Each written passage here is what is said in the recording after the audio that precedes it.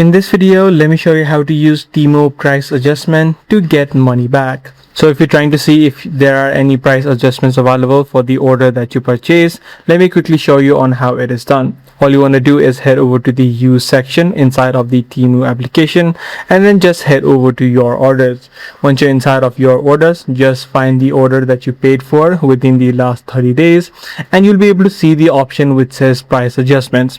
If you don't straight away see the option or the button which says price adjustments, you'll maybe see a three-dotted line which you'll need to then immediately tap, and then you'll be able to see the option called price adjustments.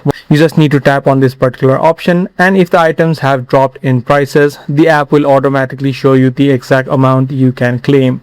So only if the price has dropped, you'll be able to claim the price adjustments.